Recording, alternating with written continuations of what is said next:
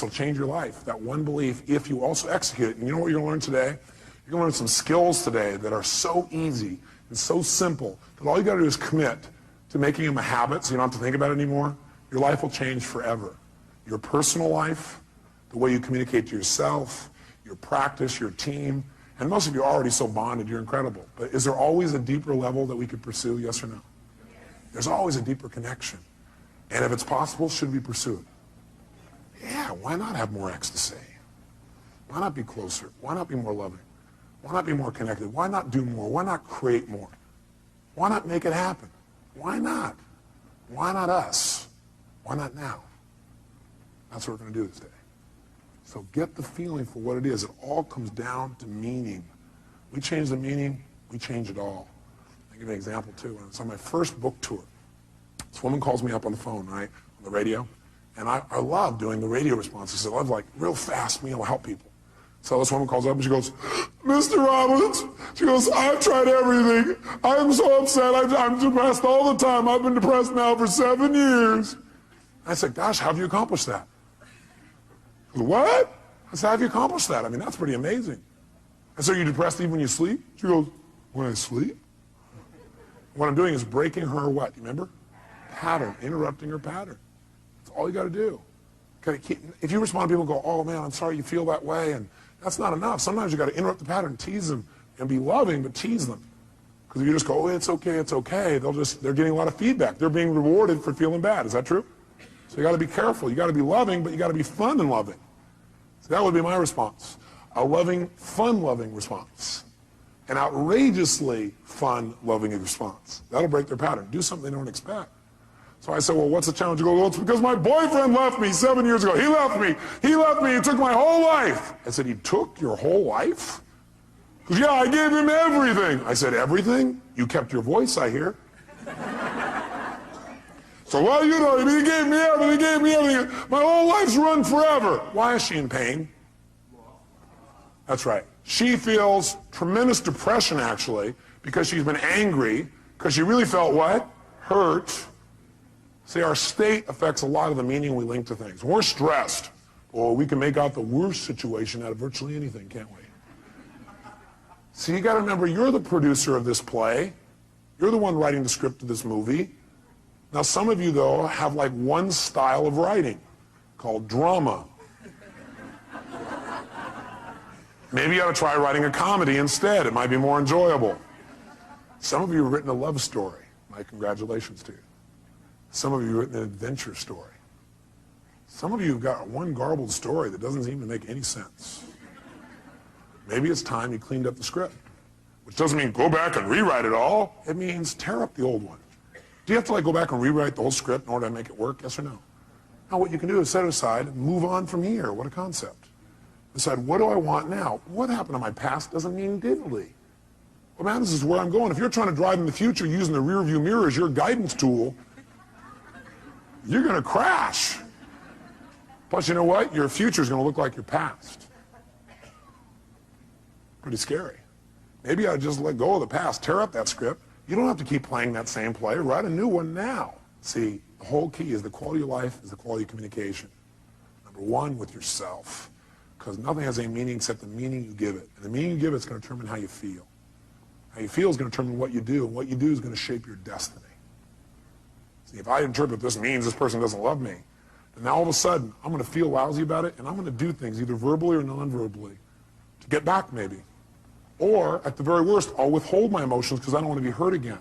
And does that withholding make my relationship better, yes or no? No, and now all of a sudden we start to drift apart. And now I start doing things that will change my destiny and separate me from somebody I really love and somebody who really loves me, all because I made up a bunch of crap in my head. Nothing has any meaning except the meaning you give it, bottom line. And so if we want to change our lives, we really want to make things work, make sure I remember this, write it in your note. It's not the event, it's what we do with it that determines the quality of your life. It's not the event, it's what you do with it that determines the quality of your life. And what we do with it is what we do with it inside of our head. It's not the event. It's what we do with the event that determines the quality of our life. What do we do with it inside of our head? We can take things that destroy other people and cause them to make us better. This whole seminar today you're going to go through is a result of me having an event that was not pleasurable last night. Especially since I was exhausted, I had no sleep. That also amplified my feelings about the situation. And then what happened was I asked myself a question. How can I use this? What's great about this? I was not feeling it was great. How can I use this? What's great about this? My brain started saying what's great about this is it means what we tried to do before this wasn't making sense. We almost had it, but it wasn't quite there. So what's great about this is I found that out because I want to share with you the best.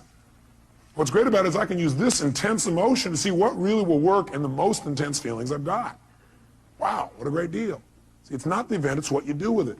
And remember, the meaning you associate or assign to something, the meaning you associate, right, put in parentheses, or assign to something, determines how you feel and what you do.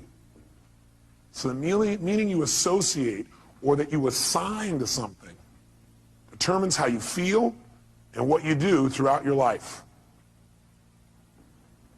Determines how you feel and what you do throughout your life. Bless you. The problem is, are you communicating to yourself in a way that's empowering or disempowering? And what would you say a good deal of time it is, probably, if you're not totally happy? Disempowering. So the problem is not the event. The problem is the meaning that you're associating to things that's affecting your actions throughout your whole life, determining your destiny, is probably disempowering a good deal of the time. If you're not happy. If you're happy, you're probably assigning a lot of empowering meanings, aren't you? You've come up with some core beliefs, some ways of looking at the world that really help you. Help you to evaluate things in a way where you're really in charge, or you're not in reaction. So if we want to really take control then, we got to remember what I've already said. Nothing in life has any meaning except the meaning that we give it. So for example, the doctor raises his voice, says, please give me this. Or maybe he doesn't say please, he says, get me this. He doesn't say the word please. What does that mean? Scumbag doctor, that's what it means. It means he doesn't respect you, right? It means he doesn't care about you, right? Isn't that what it means? If you're upset, that's what the meaning you've attached to it is. How many would agree? What else could it mean? He's angry. If he's angry, or he's stressed, or he's frustrated, does that give him a right to snap at you, yes or no? No way. We're not making him right. We just want to know what it really means first. Does that make sense? How many of you have ever screwed up? Can I see a show of hands? How many of you have ever snapped at somebody and had nothing to do with them? It was just your state. You were so stressed about something else. How many have done this even with people you totally love, like your children? Everybody together, ready? I'll try it again. Very nice. Just think about that.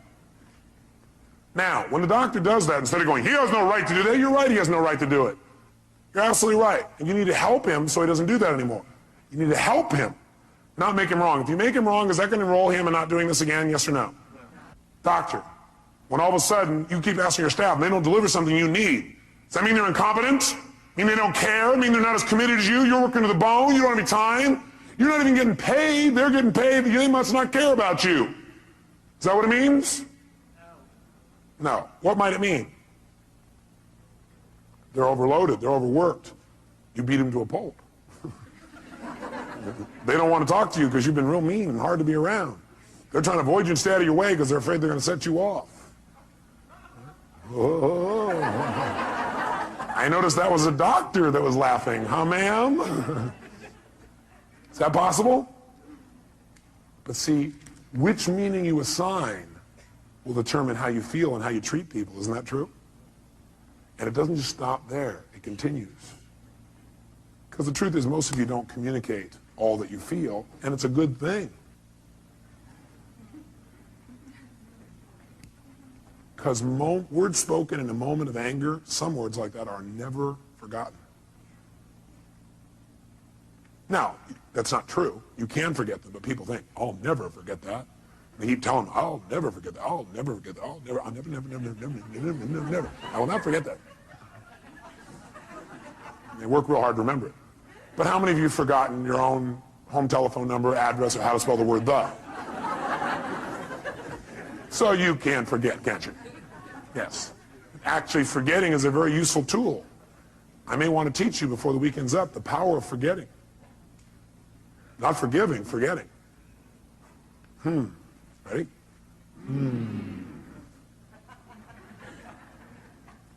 Is it sometimes useful to forget?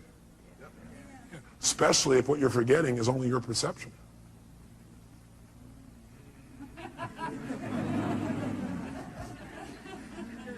Especially since your memories are nothing but myths anyway. Because if you ask my mother, I bet she'd have a different story. True? That's right.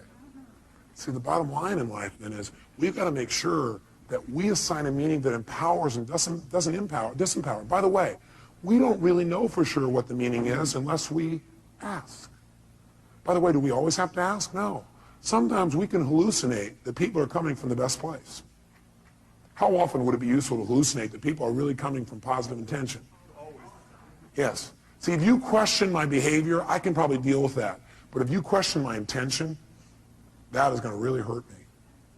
Because I'm going to go, don't we have a relationship? Don't you know who I am? But that's probably not how I'm going to respond. I'll probably respond with a cry for help by being pissed off that you could ever question my integrity or my intent or whether I care about you. I mean, how can you do that after all I've done for you? And then people start justifying and noticing all the things they've done for you. Then they get really even more mad, amped out. Is that true? Okay. So what we've got to really do is we've got to say, okay, I don't know what the meaning is. I'm not sure what the meaning is. But I'm sure that the intent is positive. The person's either stressed or something else, but I know who they are. I remember who this person really is. The moment doesn't matter. This too shall pass. Is that true? Unless I decide to try and hang on to it, not let it pass. Have you ever tried not to let something pass? It gets to be painful after a few days. Look, I got proof. I got proof that what I'm saying is true. Do you want to be in right, or do you want to be in a relationship? Do you want to be right, or do you want to be in love? Well, write that down. Ask yourself this is a question in the future. Next time you're in an argument, ask yourself, do I want to be right or do I want to be in love? Because that's really your choice. That's really it. See, I think I told you last time I was here, I had a time a few years back where I had a unique partner who I really cared a lot about. He embezzled $250,000 and had me $758,000 in debt. I got a bit peeved by this. I got angrier than I ever remember because I felt so massively what? Hurt. And it's because I had a feeling of what? Loss. The money was part of it. The ability to not have to think about money was another part of it. An equally big part of it was I cared about this person. And they took advantage of me. I felt the loss of trust, the loss of love, the loss of connection. All that got stacked into this anger. How many would hear that? Okay. But see, the truth of the matter is, do I have every right to be able to point and show that this guy is wrong? Sure. Will that make my life better? No. What I got to do is say, how can I use this and move on? Not make him right, not make him wrong, just go, okay. God, I wonder what would make a person do that. You know, when I finally started asking what would make a person do that, I created my entire Destiny Technologies. It probably is the most powerful set of distinctions I've made in my lifetime. Because I figured out how I could use it and what I could learn from it, instead of, how come this happened to me? And I turned my finances around like 100-fold. My little company doing $4 million a year to $50 million a year. It's a fairly large jump. All because I chose to create a different meaning. The meaning is, this is a chance for me to go to the next level. The meaning is, this is a chance for me to learn and make something better than it's ever been before. Once you link that meaning, the world changes. Just remember, if you don't like the way you feel, change what things mean. Change your perception of what something means, or change your actions. That's what it takes, and you'll change the way you feel in a heartbeat. I put a little metaphor here, a couple of them for you. I just want to remind you that when you decide you can't find something also, remember I said what you look for, you'll find? When you decide you can't find something, you'll also discover you won't find it. Because whether you believe something's true or whether you believe it's not, you're right. How many have had the experience of having somebody say to you something like, can you find me the salt? And you think to yourself, hey, would you go in the cabins and get me the salt? And as you're walking there, you're thinking, I don't know where the salt is. And you walk up there, you open up, I don't know where it is. And you really do look, don't you? You really look. But you already have this belief that says, I can't find the salt. So what happens? A few minutes later you go, it's not in here. They go, what are you talking about? It's right there on the shelf. You go, no, it's not. They walk in, they walk right beside you, reach right in front of your face and go, what is this? And what is it? How many have had this happen to you? Now, The salt wall's already there. You said, Tony, what I look for, I'll find. Yes, what you look for in earnest, you'll find. See, what you really want the answer to, you'll get. But you go, why am I so happy? But you really don't want to know the answer, you're not going to get the answer. Or what's really great about this person? You won't get an answer. It's only what you seek for in earnest. If you don't look for something, you won't find it. You're right. If you don't commit yourself to finding it, you won't. Good thing for you to remember. What do you do when an upset happens? Well, let me give you an example of what I learned from racing school. It changed my whole life. I race cars, formula cars. And so I went to several different schools, by the way, to do this. And I'll never forget, in my first school, the first thing they really taught us at this one school for racing is they said, the first thing you got to do is you got to know how to recover. You got to know how to recover before anything else. How to drive a car, you guys know how to do. How to go forward, you know how to do that. What you got to do is learn how to recover when you hit the skids in the road. Because if you don't know how to do that, your racing career is going to be rather short or rather painful. And most of you are trying to race through life. And a lot of you are having a rather painful time because you don't recover very well. Or you recover, but in the process of recovering, you smash in everybody else's car along the way. And that makes the next trip around a little resentful for the people. They see you coming by, they kind of avoid you a little bit, going, I'm not getting too close to this doctor, this staff member, this person, this accountant, this secretary, this telephone person, the person around the calendar. I'm not doing that. Because if I do, they're going to smash me up too in the process of them trying to recover. So what they do is they put you in a skid car where they make you go through the process of about to crash, where they knock you off track. And what it is the skid car, they've got a little computer. And they fire off this computer, and what it does, it has a little lift, and it lifts one of your wheels, and you never know which direction or when. So you're screaming around the track, screaming, screaming, screaming, screaming, and you're not doing full speed, like 140 miles an hour. They start you a little slower, like we're doing this morning. And you go about 60, 70 miles an hour.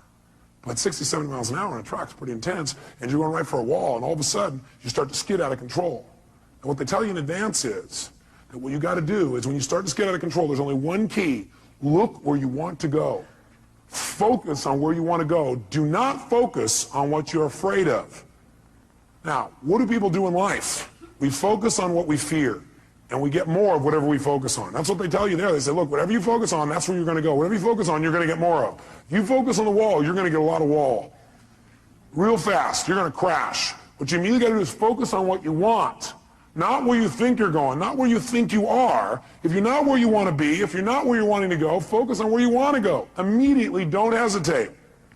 They said, now what you're going to have to do is when you do this, it won't feel like it's working at first because you'll still feel like you're going into the wall. Because what happens, you have so much momentum in that direction that even when you focus on where you want to go, there'll still be a little bit of momentum in that direction, and there'll be a little bit of a lag time before the car turns. So don't, because you don't seem to be turning, turn back and look. Because you do, you're going to go right there and crash. Keep there. You have to use that F word. What is it? Faith. So what happens is you turn, you're going in, and what does most people do? First of all, most people don't even turn. What do I do the first time? I'm screaming along, all of a sudden I start going to control, I go, ah! I'm looking at the wall. My instructor, last minute, saves my life by grabbing my head and going, and pulling my head physically in the direction I should be looking, which is directly 90 degrees opposite of where I was going, right? I'm heading for the wall. That's where I need to look. So we're all about to crash, and he goes like this, and he's pulling my head over here, and all of a sudden I'm going, oh, and I want to look back, oh, when are we going to do oh? And the last second, it turned away. And I went, oh my God, my heart's beating out of me. I said, maybe I should try a different sport. I thought, now this is a good metaphor for life, so let me do it again. So I go out there, and you never know when they're going to do it. You're going. And all of a sudden, I'm starting to love racing again, racing. All of a sudden, I started to go, and you know what I did? I pulled my head. I'm like pulling my head in this direction because I keep wanting to go this way and look at what it is, pulling, and I'm waiting, and sure enough, car turns just in time. And after a while, you know what you do? Something happens, you notice what it is. You don't stare at what it is. You don't figure out what it is. You don't go, that's a wall. Smacking that. What will it be like to smack that? Ooh, if I smack that, my body will go here, my head will go there. No, what happens is, you see the wall, you know what it is. You only acknowledge the problem long enough to know what it is, and then move on.